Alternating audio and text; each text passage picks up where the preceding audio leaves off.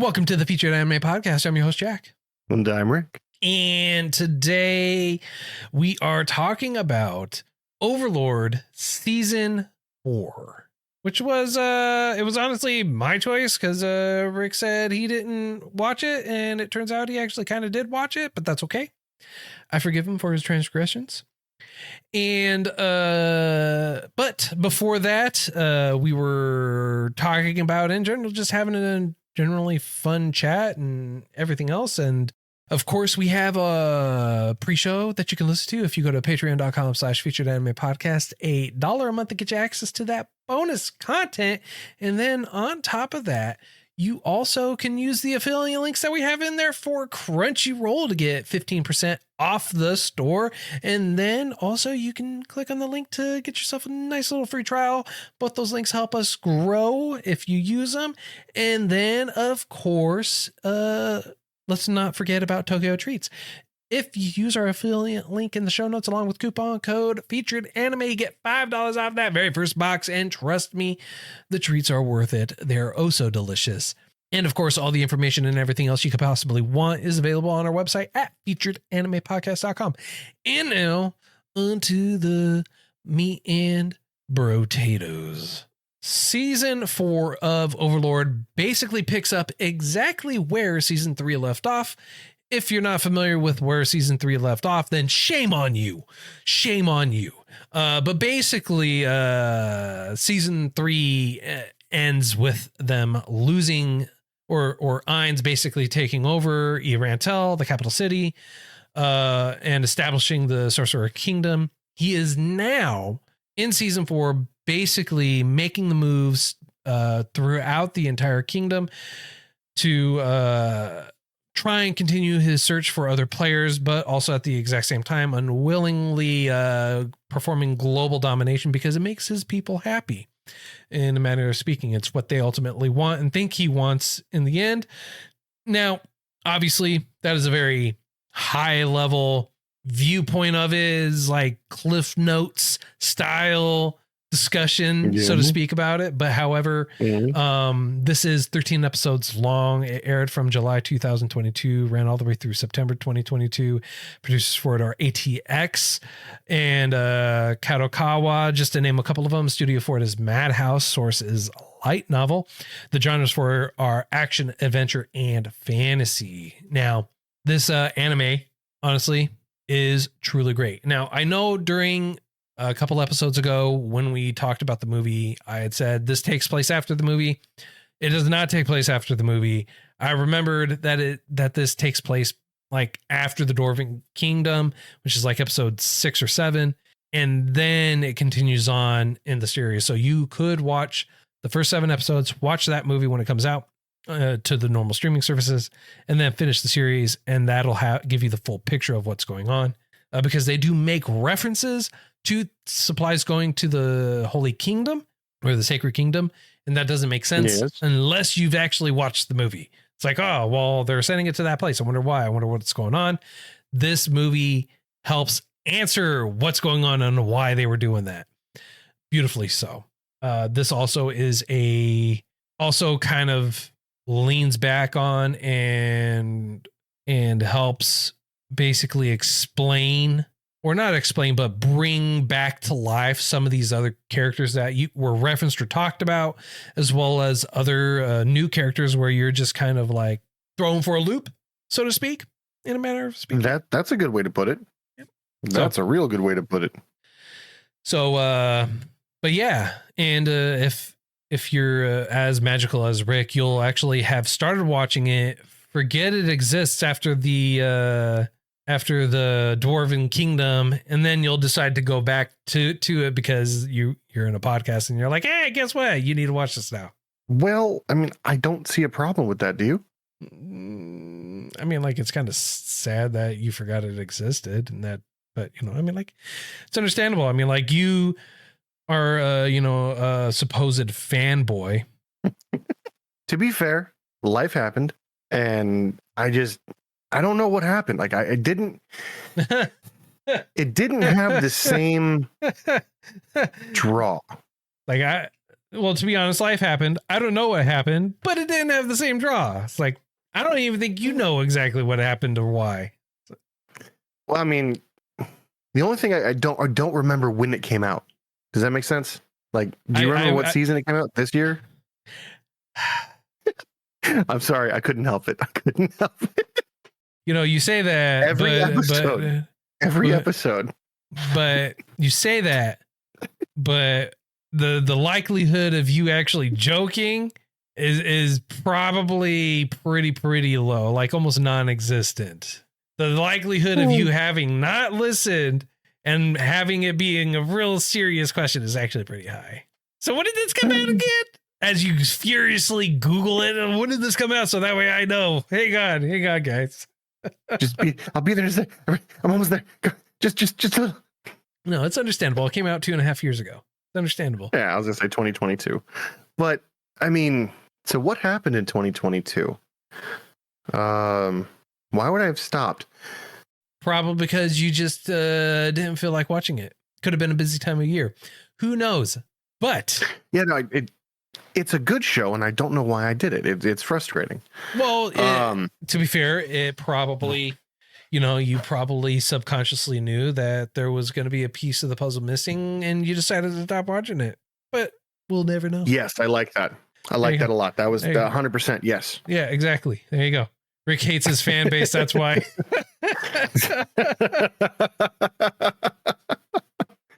That's what Goose says in our chat. If you want to join in the fun on chat, twitch.tv/featured anime podcast. Yeah, that's not true. I love my fan base. Despite the fact that you don't, but that's all right. Anyways. Despite the fact that you don't. No, this was honestly, it was a great series. It filled in a lot of the information from the first 4 seasons into this one. It made it so that way it flowed easily, and then you can still see Ainz's, while his feelings are still being tamped down because of the magic to help keep his emotions in check. Yeah. It is not as grave as what it used to be. You also finally get to see Albedo's sister in the 4th season, although how you actually are introduced to her it's a very small part. It's very unlike what's in the books. Okay. But I would have loved, and I know we're not talking about the books, I know anything like that, but honestly, the first introduction into her in the books is just far greater. I wish they leaned into it because the characters themselves are a reflection of the personalities of who their creators are. And the creator for Albedo's sister was very much into horror movies. Okay. But we'll talk about that in the post show. I was actually going to ask if you wouldn't mind going a little bit further into it, because I don't know the manga and if there was anything deeper. Oh, so for the story, when he first meets her, he's actually when they first come to the world. Mm-hmm. And he goes there, and so there's this doll that's there. So she's standing over like basically a dead doll, a dead baby. And if you don't give her this baby because she wants to know where her baby is, she'll attack and kill you unless you actually hand it to her. And it's very creepily done. Okay. It's like dark and creepy and everything else. And she shrieks and just chases after you with those giant scissors ready to kill you unless you hand her that. And then it calms her down and she'll actually talk. Okay. That is very creepy. That's very worrisome. I'm not going to lie. Yeah. But even, but so that would have been your first introduction. So when they introduced her into this in season 4, I was really kind of let down in it. However, I do feel like they did justice with how creepy she looks.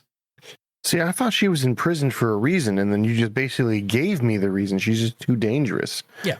But in the anime, she seems very attuned to the plight of children more than anything else. Yes, because that's how she is. Doll? Yeah, because that's how she was programmed. That's when you give her the doll, that's her baby. Oh, okay. Wait. It gives better details in the book. You'll have to read the book. Yeah, I was going to say, I shouldn't think too far into it because I'm looking at it. I'm like, Nope. I am an anime only currently. And any time I'm going to try to delve deeper is just going to hurt my brain. There you go. No, but that's one of the great things about this anime, though, is the character design is always great. How the artwork looks, the music, the voice acting for it always is really well done in this. And you can tell the people that did it truly care. Now I understand when they cut things out, it's always for a cause. It's, it's for time compression or details that they feel like they have to kind of leave out. It's like I understand. I get it. Makes sense. Makes a lot of sense. I just, one of the things that I liked about this a lot is they're showing growth, not just for Ainz, but for everyone involved. And what I mean by that is, you are correct. He's not as easily nerfed for emotions as he once was. He's showing far more emotion. He's showing far more care. It still pops up. It pops up way more now than it did last season.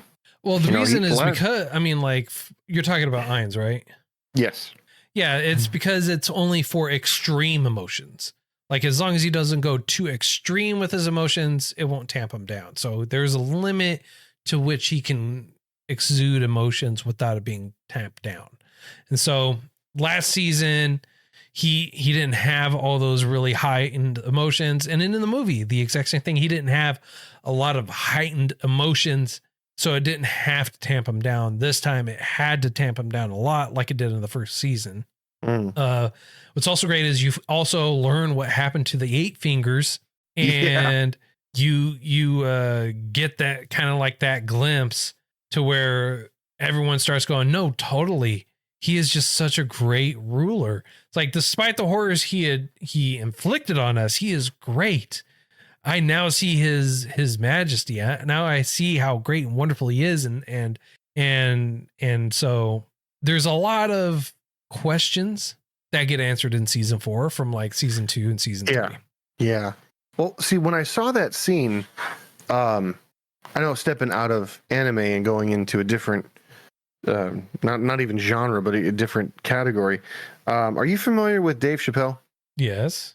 He's got a joke at the very end. It's like a lesson joke that you're like, wow. Basically, the scenario is he knew somebody who used to employ people, and one person who employed a few people were like, hey, how do I get these people to submit? He goes, real simple. Put them through hell and then save them. They're not going to remember the fact that you put them in the situation. They're going to remember the fact that you saved them from that situation. And the anime has that on full display here. She doesn't remember literally being eaten from the inside out and revived and done over again. Well, not revived. She was still alive. She was healed. Oh, that's like you worse. Were alive and healed the whole time. That's even worse. Yeah. So what's also really, really great is you get to see how Ainz reacts to someone who he respects and who he sees on equal footing, and how he sees like betrayal. Oh, hardcore. Yeah, absolute. Yeah. That was the fact. I knew what was going to happen to them was just. Yeah, and Goose does interject. He does say, he's like, she did remember, which they all do. They do 100% remember. All of them remember the horrors that they were subjected to, and that's why they're so complacent and compliant with everything that he does or wants. Yeah, I agree. Yeah, the thing that's really kind of mind-boggling, not mind-boggling, but the thing that's really kind of wowing in that regard is when someone's on his good side, he's like, hey, totally cool, whatever, that's all right, totally lenient. However, if you do something to upset him, and this is where where he's starting to become like a little bit more of the undead or something, where he's like, I am totally willing to use my power for this, is during like towards the end, something ends up happening. He goes, yeah, no, totally, I will let you live. And he goes, send them to the neurologist, right? I think is what he said. And then he gives another order. He's like, do not kill them until they beg for death. And even then, only have it be a slow and painful death. Yeah, and that's saying something because it's going to be a slow and painful life. But so the reason that happened is we know why it happened. Well, we know why it happened. Well, do you want to explain it or no? We don't need to explain it. We don't need to explain. That's one of the one of the kind of shocking moments where you're just like, why? Okay. Like, why did he do this? Well, here's why he did this. Like, because that's one of the pivotal points, man. I feel like that's one of the pivotal points, right? When that happens, and then again in episode 12, when that happens, I feel like those are key pivotal points that we really should kind of just like leave in the shadows. I got you. I was going to delve a little bit deeper in there because I do agree those are phenomenal. It's great writing. It's just beyond. It is phenomenal storytelling. It is great writing. It's cause and effect to a wonderful degree, and to see so many different characters acting kind of independent of one another, but at the same time in an orchestra of beauty, it works really well. One of the things I absolutely loved about this season that I didn't quite see in others was the independence of his subordinates. I did enjoy. I thoroughly enjoyed Ainz essentially falling into success. Because one of the things he did is he decides to recruit adventurers to be adventurers again instead of being guards. And in order to do that, he has to fight, or he doesn't have to, but he decides to fight in arena to kind of show his power and be like, I don't need to protect anything. I need you to do what you are called for. And I need you to go forth and explore. I need you to go forth and spread my name. And in doing so, I shall guarantee wealth and health. And the reason I know he didn't quite say the health part, but the reason I said that is he revived a dead opponent, and he said, like, in front of me, death is nothing. Right. It is a mere. His primary focus is to have them being adventurers again, and that's what he really wants them to do, is be an adventurer again. So how he goes about it is really great. And the fact that the Emperor King or the Emperor for that country at the exact same time think, and again, it just goes into details about how everything for him is just happenstance. It just happens to work in his favor. He just happened to be there. The Emperor just happened to be meeting people from the slain theocracy. He just happened to all this other stuff. And then at the exact same time, he goes, oh, well, hopefully you'll enjoy the show and this and that. I'm surprised you're here, blah, blah, blah, blah, blah. And everything's just like, oh, yeah, totally. I knew you were going to be here. Yeah. No, it was great. It was wonderful. Again, falling up. It's just. Yes. And I love it when he's with Albedo and he's with Demiurge and he's got the entire. He goes, can you please explain to the rest of us, the rest that are gathered here, our plan, and do it in simple terms so that no one can get confused. Meanwhile, in his own head, he's like, I'd like to know what my great plan is too, because I didn't think I had one. Yeah. And they're like, he did this in 3 days. He did this in a day and a half. He's advanced my plans by years because of his foresight. And we just live in awe of him. And we just hope that one day we can stand in his glory. And he made a really swift mistake that turned into a massive boon for himself. And it was when Demiurge asked, how far do you see in advance? How far in the future? How many plans do you have? Like, what's the distance? And so he ends up remembering the conversation and spouts 10,000 years. He goes, oh my God, no wonder he can't see the things in the present are meaningless to him. He's looking so far in advance. It's amazing. He's not looking at cities. He's not looking at people. He's looking at the world. And that's when they turn the carrot and stick from that they used on the Eight Fingers to a global scale, and that's when they shift their gauge. We're not thinking big enough. We're not going hard enough. No. They've always thought about world domination. That's been the thing since the very beginning. Yes, no, I agree with that. But okay, for instance, when he was able to get the Empire to become a vassal state, right? Demiurge was told that it was saying that it would take like a month approximately to get that done, and Albedo was with like, the direct intervention of Ainz and everything like that. But Ainz just happenstance ends up doing it within 3 days. Yeah. And the conclusion they got out of that is we're not bold enough. We're thinking too small.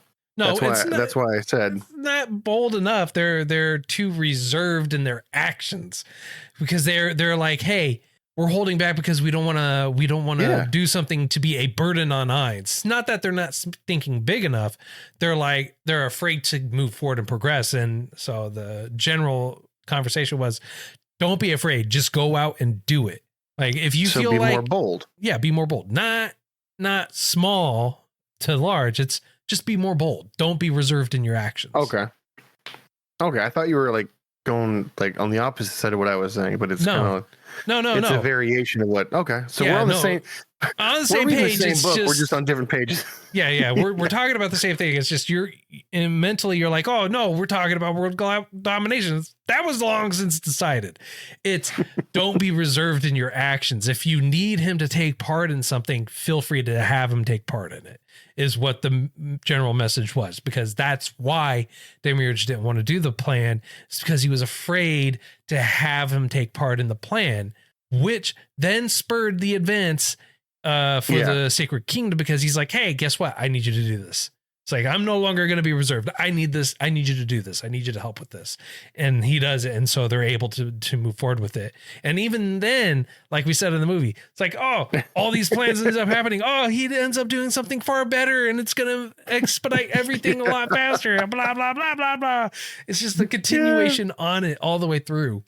And then what's also really great too is they don't let up on the fact that he still just really wants to just be happy and just be at peace. It's like, I really don't want to have to do this, but I kind of have to do this.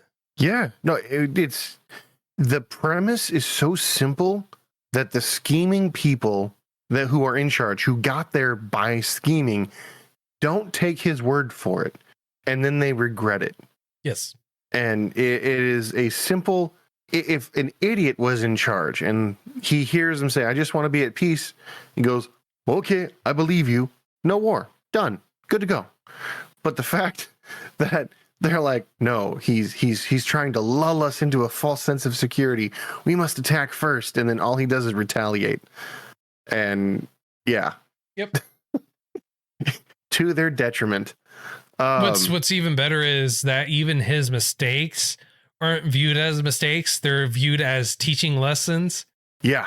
It's like, oh no, totally, blah, blah, blah, blah, blah. It's like, oh, you purposefully pretended not to notice and everything like that. And he goes, no, just remember that even I can make mistakes. Yes. Oh, you pretended to be ignorant and make a mistake just for our benefit. You're so great. Yeah. So benevolent. Totally. That's totally what I did. I totally didn't not miss that completely. The funniest thing to me about the whole thing is his goal was never world domination. His goal was just finding people like him. Yes. It's still his goal.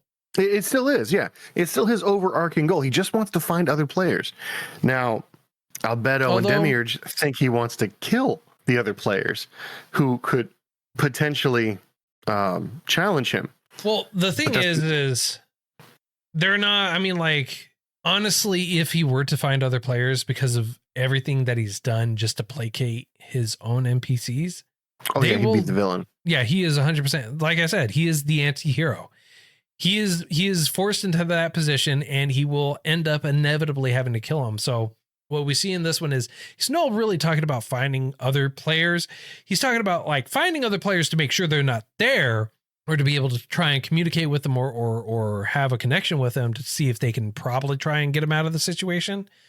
But ultimately what he wants is for his people, the NPCs and everything, to be happy. Yeah. And like just he a shame they're said, happiest murdering. yeah. Well, and like he said in the movie, is his overarching goal is he wants there to be peace. He wants everyone to live in peace with each other. Yeah, it's a novel goal that you do need strength and power to enforce, because for lack of a better way to put it, the peace you want is only as good and will only last as long as you can enforce it. And the fact that he's already prejudiced against by the entire world, for the entire world here thinks that humans are better and that monsters are inherently bad, and they treat them like bugs, and a lot of them are. But the thing that gets me, the thing that I thought of when I was watching this most recent season, made me think, because they had mentioned that the monsters like them, they're born, they're created, and they have a maximum level, whereas the humans are the odd one out. They do not seem to have an upper limit that they've reached as of yet. Which, I mean, if I'm being serious, it's probably the same as Ainz. So I mean, the potential is massive there. But what happens if they foster a healthy relationship with the people and they help them grow, and they do end up taking the children, as Albedo's sister says, and fostering them to be good people, strong people that eventually have the ability to turn against. Like, at what point in time will these people that they've nurtured become a potential threat in the eyes of Demiurge or Albedo, who will without a shred of hesitation. Well, that's why he voices his concerns on it, right? We don't know, and no one knows on that. But I mean, like, they may explore or venture those goals in future seasons. Yeah.